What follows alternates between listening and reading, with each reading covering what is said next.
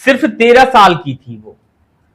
क्या आप सोच सकते हैं जिस उम्र में एक बच्ची को सबसे बड़ी चिंता अगले दिन की परीक्षा, अपनी सहेलियों और अपने सपनों की होनी चाहिए, उसी उम्र में अगर उसे दुनिया से ही डर लगने लगे, तो आखिर गलती किसकी है?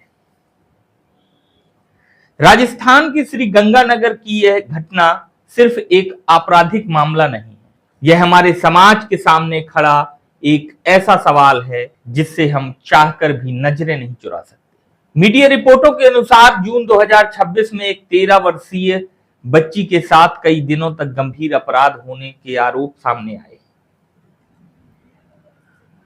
पुलिस ने जांच शुरू की, कई लोगों को गिरफ्तार किया और मामले की तह तक पहुंचने की कोशिश जारी है।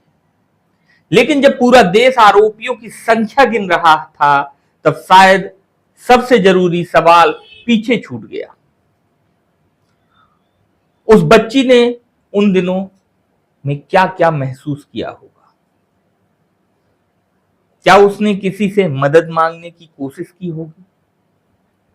क्या उसे लगा होगा कि कोई उसे बचाने आएगा?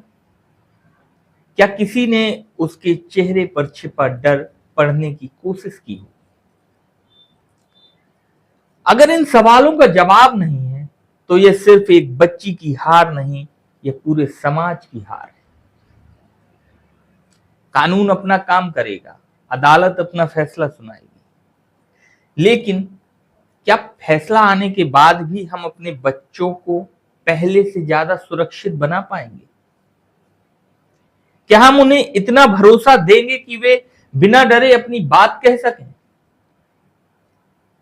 क्या हम अपने आसपास किसी बच्चे की चुप्पी, डर या अचानक बदलते व्यवहार को समझने की कोशिश करेंगे? हर बड़ी घटना हमें एक चेतावनी देकर जाती है। सवाल यह नहीं है कि यह घटना श्री गंगानगर में हुई, जब 13 साल की मासूम रिक्शा वाले से यह कहकर उसके रिक्शे पर बैठ जाती है कि भैया प्लीज मुझे घर छोड़ दीजिए, और उस रिक्शे वाले ने क्या किया? उसे बेच दिया, जैसे कोई मंडी में जानवर बेच देता है।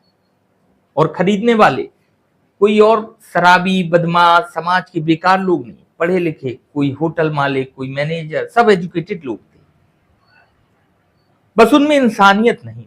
और उस बच्ची को किसी जंगल में ले जाकर नहीं रखा गया, उसे शहर के बीचों बीच होटल में रखा गया। वहां लोग थे, सीसीटीवी कैमरे थे, और उस 13 साल की बच्ची को मीडिया और पुलिस रिपोर्ट के अनुसार 5 दिनों तक एक दो नहीं, लगभग 32 लोगों ने नोचा।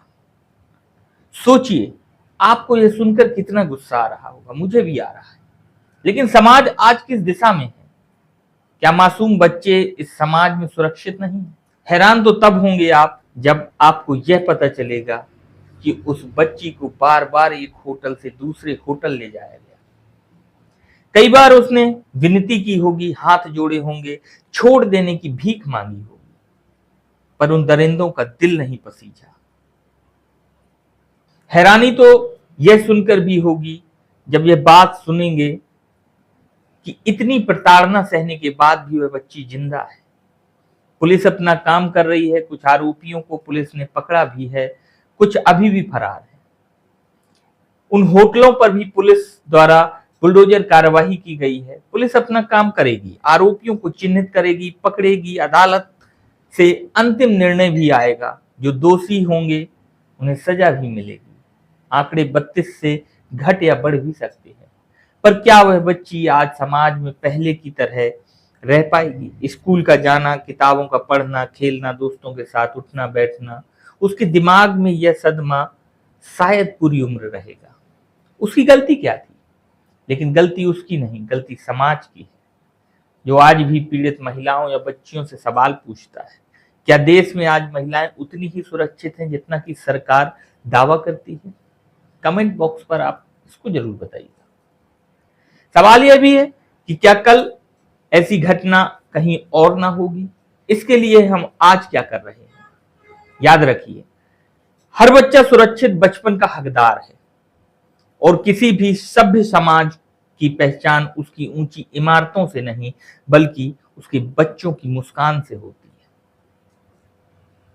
अगर हम उस मुस्कान की रक्षा नहीं कर पाए तो हम विकास की कितनी भी बातें कर लें, कहीं ना कहीं हम असफल हैं।